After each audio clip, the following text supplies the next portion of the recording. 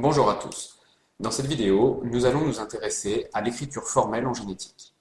Après avoir visionné cette vidéo, vous serez capable de définir les mots suivants et d'utiliser l'écriture officielle pour décrire des phénotypes et des génotypes. Alors commençons par clarifier deux termes fondamentaux en génétique, le phénotype et le génotype. Le phénotype correspond à l'ensemble des caractères observables d'un individu. Attention, quand on dit observable, on ne veut pas dire visible à l'œil nu. En effet, rappelez-vous que le phénotype s'observe à trois échelles différentes, l'échelle moléculaire, l'échelle cellulaire et l'échelle macroscopique.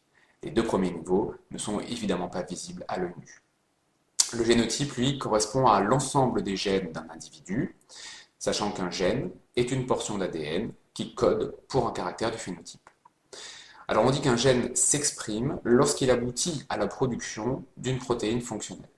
Petit rappel, l'expression d'un gène va donc comprendre la transcription de l'ADN en ARN, puis la traduction de l'ARN en protéines. Alors, quand on dit qu'un gène s'exprime, cela signifie qu'il est transcrit puis traduit pour donner une protéine qui est le premier niveau du phénotype. Lorsque le gène s'exprime, on passe du génotype au phénotype. Et ce terme d'expression des gènes est important à connaître. Alors maintenant, voyons comment noter tout cela. L'écriture du phénotype est simple, car il s'écrit toujours entre crochets. Lorsqu'on écrit les yeux bleus entre crochets, comme ceci, nous sommes en train de parler du caractère phénotypique de la couleur des yeux. Alors on peut l'écrire en toutes lettres, ce phénotype, mais la plupart du temps, on va utiliser des abréviations. Pour la couleur des yeux, on peut par exemple utiliser cette écriture pour parler de la couleur bleue, celle-ci pour parler de la couleur verte, ou celle-là pour la couleur marron.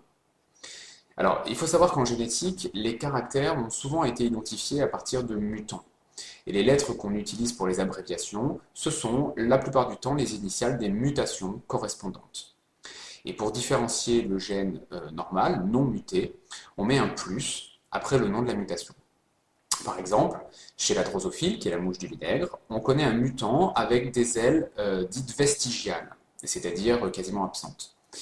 Ce gène est abrégé VG pour vestigial, et on peut écrire le phénotype L vestigial de cette façon, ou de cette façon en utilisant l'abréviation. Du coup, quand on va parler des drosophiles avec des ailes normales, c'est-à-dire le gène non muté, on peut écrire L longue entre crochets, mais on peut utiliser l'écriture officielle, qui est donc celle-ci, VG+, entre crochets, le plus indiquant que le gène n'est pas muté et que la drosophile a donc des ailes normales. On utilise le terme sauvage pour désigner les lignées qui sont non mutées, c'est-à-dire les lignées normales.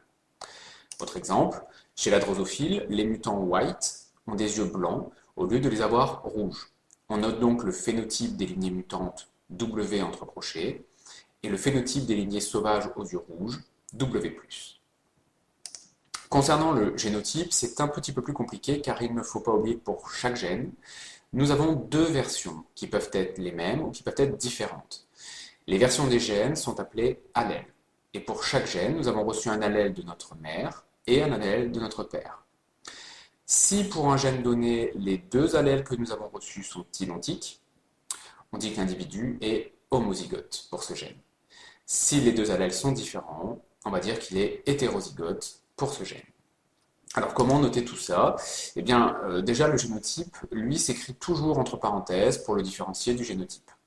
On peut donc écrire pour la couleur des yeux, entre parenthèses allèle bleu, ou allèle bleu, allèle marron. Comme pour le phénotype, on va utiliser des abréviations et on va utiliser les mêmes règles. On peut donc écrire B et B, ou B et M pour la couleur des yeux. Mais il y a une règle d'écriture qui est fondamentale, c'est que les allèles sont des versions de gènes, et un gène est une portion d'ADN, c'est-à-dire un morceau de chromosome. La convention d'écriture demande à ce que les chromosomes soient représentés par des barres. Chaque allèle étant porté par un chromosome maternel ou paternel, on écrit donc le génotype ainsi, parenthèse B, barre, B, ou parenthèse BM.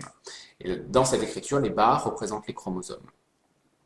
On peut schématiser ainsi le génotype BM de la façon suivante, un noyau avec une paire de chromosomes, et sur chaque chromosome, un allèle.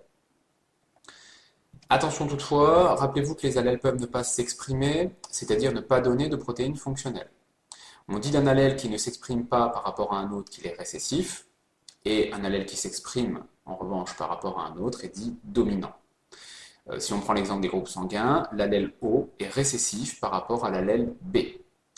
Ainsi, le génotype AA, qui est homozygote, donne le phénotype groupe sanguin A.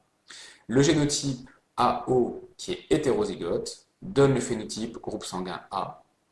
Et le génotype OO, qui est homozygote, donne le phénotype groupe sanguin O.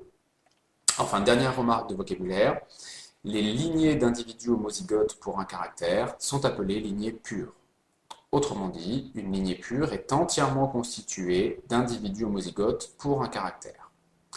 Ainsi, une lignée pure de drosophiles aux yeux blancs est entièrement composée d'individus homozygotes dont le génotype s'écrit WW entre parenthèses. Comme vous le voyez, les conventions d'écriture sont logiques, mais il faut assimiler cette logique et surtout ne pas la perdre de vue dans les exercices. Et il faut bien sûr maîtriser tout le vocabulaire qui est utilisé. Les mots qui sont donc listés en haut à gauche sont à connaître parfaitement.